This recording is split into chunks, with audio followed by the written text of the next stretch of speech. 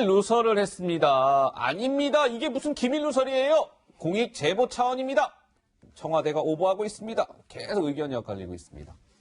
자유한국당 강효상 의원이 최근 브리핑 통해서 문재인 대통령과 트럼프 미국 대통령 간의 통화 내용을 공개한 것을 두고 정치권이 하루 종일 시끄럽습니다. 근데 김민지 기자, 먼저 간단하게 어떤 일이 있었던 건지 우리 시청자 여러분들에게 좀 설명 좀 해주시죠. 네, 자유한국당 강효상 의원이 지난 9일에 기자회견을 열었죠. 그러니까 우리 정부가 문 대통령이 트럼프 대통령에게 5월 말에 방한을 좀 제안을 했다. 그러면서 이제 트럼프 대통령 측이 일본을 갔다가 오는 길에 들르겠다 이러면서 우리 정부가 뭔가 좀 더 아쉬운 소리를 한 것 아니냐 이런 취지로 기자회견을 했는데, 기자회견을 하자마자 청와대 측에서는 근거 없는 주장이다 이렇게 강하게 반박하면서도 외교부에 대한 감찰을 실시해서 이 정보를 이 강효상 의원에게 준 사람이 외교관 A씨라는 것을 결론을 지었습니다.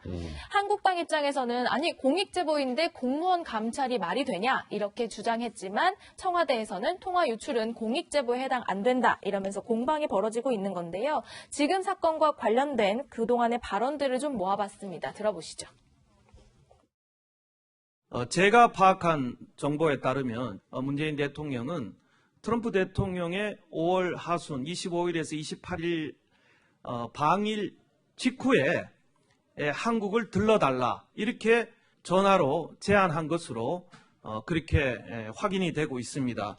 강효상 의원의 무책임함 뿐 아니라 외교 관례에도 어긋나는 근거 없는 주장에 대해서 강 의원은 책임을 져야 될 것입니다. 미국 외교 소식통을 통해 파악된 근거 있는 사실임을 다시 한번 밝힙니다.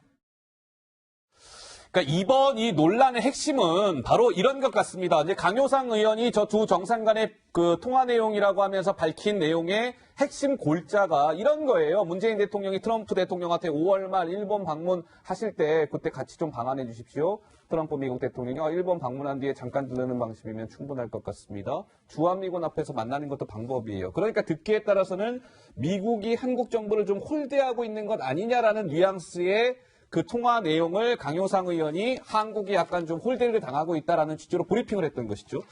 근데 저게요, 청와대는 상급 기밀에 해당하는 내용을 자유한국당 강효상 의원이 잘못 얘기했다는 건데요. 저게 상급 기밀에 일단 해당되는 내용입니까? 어떻습니까? 예, 일반적으로 이제 만약에 국가 간 이제 정상 간 대화를 하잖아요.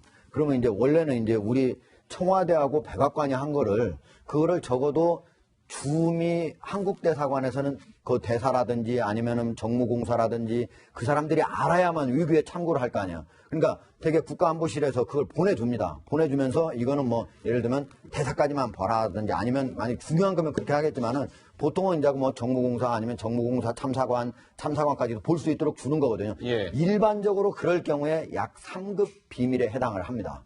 그리고 지금도 나오는데 누설되면 국가안전보장에 해를 끼칠 우려가 있는 비밀이 3급 비밀로 묶이는데. 그렇죠. 네. 예, 일반적으로 대부분이 99% 거의 대부분이 99%가 3급 비밀이고요. 네. 외교부에서 거의 볼 수 있는 그 외교관들을 볼 수 있는 게 이제 2급 비밀은 거의 1% 이상 나 된다고 볼 수 있고 1급 비밀은 평생 동안 못 본다고 봐도 돼요. 그러니까 그 대부분 이제 3급 비밀에 해당하는데 그거는 적어도 외교에 써먹으라고 보라고 하는 거지 예. 그거를 다른 데다 유출하라고 하는 건 아니거든요. 왜냐하면 국가 간에 지금 대통령하고 우리 문재인 대통령하고 트럼프 대통령하고 언제 방한할까 이건 좀 사전에 상의하고 나중에 외교부끼리 또 상의를 하잖아요. 예. 상의를 한 다음에 최종 결정이 되면 국민들한테 발표할 때 동시에 발표해야 되는 거지. 이거를 그 하는 과정에서 서로 조율하는 과정에서 이게 밖으로 샌다 하는 건 미국도 바라지 않고 우리도 바라지 않는 거거든요. 예. 그런 측면에서 제가 보기에는 강효상 의원이 그거를 고교 후배 어떤 참사관한테 들었다고 해서 그걸 바로 공개한다 하는 거는 저는 부적절했다라고 봅니다. 김민지 기자, 이 정치권에서는요, 이번 논란과 관련해서 오늘도 관련 목소리들이 많이 쏟아져 나왔더군요. 네, 한국당은 사실 이번 그 정부가 공익 제보의 차원이다 이렇게 두둔을 하고 있지만 나머지 여야 4당에서는 중대한 범죄다 이렇게 맞서고 있습니다. 비판의 목소리들을 좀 모아봤습니다. 자신의 인맥을 통해 취득하고 누설한 것입니다. 이것은 국민의 알 거리를 넘어서 국가를 공격하고 국격을 파괴하는 행위입니다.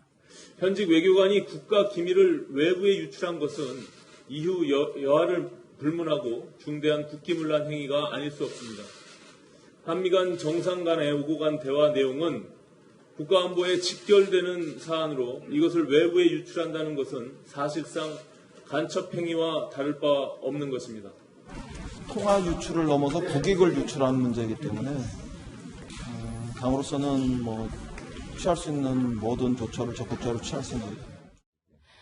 네, 이인영 원내대표 당으로서 취할 수 있는 모든 조치를 취하겠다 했는데요. 네, 이건 오늘 뭡니까? 고발장을 접수하는 모습입니다. 강효상 의원을 외교상 기밀 누설 혐의로 검찰에 고발했습니다. 민주당이 네. 조금 전에 알겠습니다. 예. 저는 아까 우리 하국장 말씀하셨지만 이 정상 간의 대화 내용들은 사실은 이게 양국 정상의 대화가 끝나면 양국 정부의 조율하에 딱 공식 브리핑하고 그게 끝입니다. 그러니까 합의해서 발표한 내용 정도만 딱 이야기하고 나머지 내용 말하지 않는 게 관례죠. 그럼 말해서도 안 되는 거고요. 왜냐하면 정상 간의 대화는 그만큼 민감한 거기 때문에 그렇거든요. 예. 우리가 과거에 기억하시지만 남북 정상회담 때 NLL 대화록 나와서 얼마나 큰 파원이 있었습니까?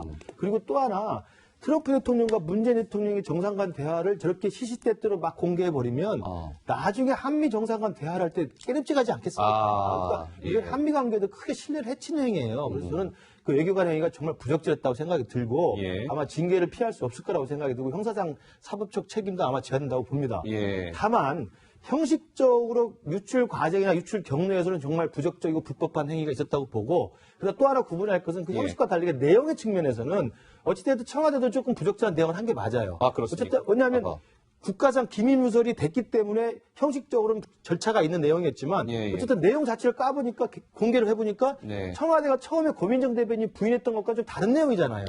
왜냐하면 강효상 의원이 처음에 폭로했을 때는 절대 사실 무근이다 책임을 묻겠다고 했는데 예. 지금 알려진 것으로는 그런 비슷한 내용이 있었던 건 사실이란 말이죠.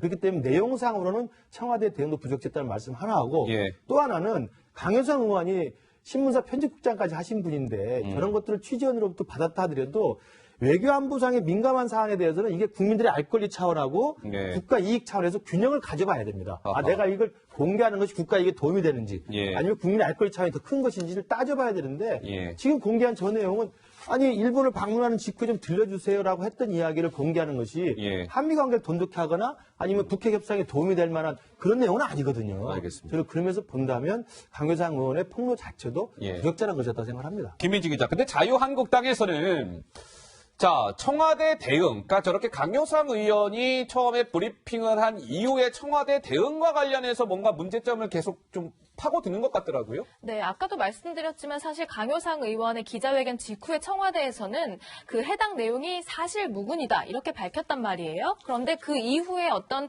외교부에 대한 직원에 대한 감찰이 이루어졌는데 한국당 입장에서는 이런 겁니다. 아니 사실 무근이라고 하더니 왜 이것들을 감찰을 하느냐 이렇게 주장을 하고 있는 겁니다. 네. 나경원 원내대표의 목소리가 좀 준비되어 있습니다. 청와대 말이 잘 이해가 안 돼요. 청와대가 지금 자가당착에 빠져 있는 것 아닌가 이런 생각을 합니다. 사실이 아니라면서 또 그게 무슨 그런 기밀이라는 건지 이 건의 핵심은 그게 역시 기밀이라면 청와대가 거짓말한 것에 대해서 청와대가 사과를 해야 되는 것 아닌가 이렇게 생각을 합니다. 어쨌든 저는 이것의 핵심은 청와대의 이 자가당착적인 이 발언에 대해서 청와대가 먼저 해명하는 것이 먼저라고 생각을 하고요. 그러니까 한국당에서는 아니 청와대가 강효상 의원이 처음에 브리핑했을 때 전혀 사실 무근이라고 했는데 사실 무근이라면 왜 굳이 감찰을 했었어야만 하느냐. 그리고 사실 무근이라고 청와대가 발표를 했는데 그게 3급 기밀이라고 하는 건 또 앞뒤가 안 맞는 거 아니냐. 이게 좀 한국당 주장인 것 같아요. 예. 사실 그러니까 청와대가 저거를 만약 강효상 의원이 얘기했을 때 예. 그걸 사실 무근이라고 얘기한 것 자체는 제가 보기에는 거짓말을 한 거죠. 하하. 적어도 그걸 확인해 보겠다라고 한다든지 아니면 나중에 이제 또 발표를 하겠다고 한다든지 이렇게 얘기를 했어야 되는데 그 자체는 저는 잘못이라고 생각하고요. 그럼에도 불구하고 자유한국당에서 이걸 공익적 차원에서 한 거다 이렇게 얘기한 건 저는 사실관계가 맞지 않다고 봅니다. 왜냐하면 이게 공익이 되려면요. 적어도 이게 예를 들면은 범죄와 관련된 거라든지 아니면 비리가 있다든지 아니면 이것이 적어도 그런 거하고는 관련이 없지만 만약에 이걸 감춰두면 국가적인 큰 현저한 이익에 반하는 내용이 있었다라든지 이런 세 가지 안에 들어간다면 제가 보기엔 이건 공익적 차원이고 국민의 알 권리 차원에서 만약에 정부가 발표하지 않아도 내가라도 발표를 해야 되겠다 이렇게 할 수 있다고 할 수 있지만은 그 세 가지가 아니라면은 이거를 가지고 정치적 공세로 사용하기 위해서 얘기를 했다. 이렇게 얘기를 할 수는 있지만은 예. 그거 공익 차원이다. 이렇게 말하기 좀 어려울 것 같습니다. 자, 그러면 김 교수님 이 예. 부분은 어떻습니까? 청와대가 뭔가 이제 좀 청와대에게 좀 불리한 뭔가 그 언론 보도가 있을 때마다 그래픽 화면 좀 주세요. 예. 뭐 이런 경우가 있었죠. 처음에 2017년 사드 3불 원칙 보도가 나왔을 때, 3불 원칙 보도가 나왔을 때 청와대가 처음엔 단지 부인을 한 거예요. 처음엔 부인합니다. 그랬다가 외교부 휴대폰 조사했죠. 공무원들. 작년에 한미동맹 균열이 심각하다라는 보도가 나왔을 때 일단 부인을 했어요. 그랬다가 외교부 수사 의뢰를 했어요. 청와대가. 지난달 경호처장 가사도우미 의혹 나왔을 때 일단 사실이 아니라고 부인했다가 또 경호처 직원들 통화 문자 기록 확인을 했습니다. 그러니까 일단 부인했다가 뭔가 나중에 이 공무원들 감찰을 하는 이 부분. 이 청와대 대응에 문제가 없는 겁니까? 어떻습니까? 이런 행태가 계속 반복되고 있으니까 오늘 나경원 원내대표가 이야기했던 자가당착이라는 표현은 맞는 표현이에요. 아하. 그러니까 사실 부분이 아니면 그렇게 감찰할 필요가 없는 거 아니겠습니까? 근데 사실이니까 사실 감찰을 하는 거거든요. 물론 그게 외교안보적 사안이니까 민감한 사안이니까 만약에 공무원에서 유치된 거라면 그 경로를 따지는 거 필요해 보입니다. 네. 왜냐면 사실 부분이라고 밝히는 건 말이 안 맞는 거거든요. 근데 그러면 정확한 대응은 확인해 줄 수 없다라고 한다든지 이렇게 이야기하는 게 맞고, 그래서 자가당착이라는 표현은 맞다고 보는데, 그럼에도 불구하고 이번에 했던 이 내용들을 보면 일단 외교안보적 민감한 사안을 외교관이 유출했기 때문에 부적절한 내용이 분명히 있기 때문에 예. 한국당으로서는 자가당착적인 청와대 대응은 따질 필요가 있지만 예.